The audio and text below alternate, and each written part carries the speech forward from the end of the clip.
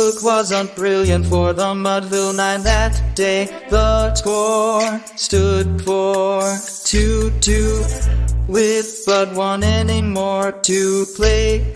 And then when Cooney died at first, and Barrows did the same, a sickly silence fell upon the patrons of the game. A straggling few got up to go in deep despair. The rest clung to that hope which springs eternal in the human breast. They thought, if only Casey could get, but oh, why can't that they'd put up even money now with Casey at the bat. But Flynn preceded Casey, as did also Jimmy Blake, and the former was a Lulu, and the latter was a cake. So upon that stricken multitude grim melancholy sat, for there seemed but little chance of Casey's getting to the bat. But Flynn let drive a single to the wonderment of all, and Blake, the much despised, tore the cover off the ball. And when the dust had lifted and the men saw what had occurred, there was Jimmy safe at second and Flynn a hugging third.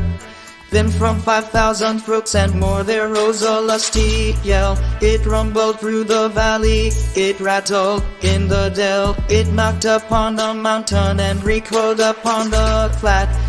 For Casey, mighty Casey, was advancing to the bat. There was ease in Casey's manner as he stepped into his place. There was pride in Casey's bearing and a smile on Casey's face. And when responding to the cheers, he lightly doffed his hat. No stranger in the crowd could doubt 'twas Casey at the bat. 10,000 eyes were on him as he rubbed his hands with dirt. 5,000 tongues applauded when he wiped them on his shirt. Then while the writhing pitcher ground the ball into his hip, defiance gleamed in Casey's eye. A sneer curled Casey's lip, and now the leather-covered sphere came hurtling through the air, and Casey stood there watching it in haughty grandeur. There, close by the sturdy batsman, the ball unheeded sped. That ain't my style, said Casey. Strike one, the umpire said.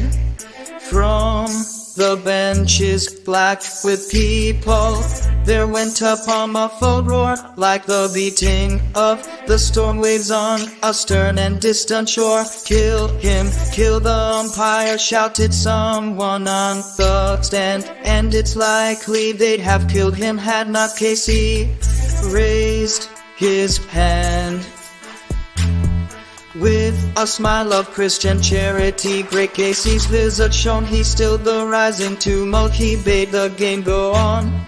He signaled to the pitcher, and once more the sphere flew, but Casey still ignored it, and the umpire said, strike two. Fraud, cried the maddened thousands, and echo answered fraud, but one scornful look from Casey, and the audience was awed. They saw his face grow stern and cold, they saw his muscles strain, and they knew that Casey wouldn't let that ball go by again. The sneer is come from Casey's lip, his teeth are clenched in hate. He pounds with cruel violence his bat upon the plate, and now the pitcher holds the ball, and now he lets it go, and now the air is shattered by the force of Casey's flow. Oh, somewhere in this favored land the sun is shining bright. The band is playing somewhere, and somewhere hearts are light, and somewhere men are laughing, and somewhere children shout. But there is no joy in Mudville, mighty Casey has struck out.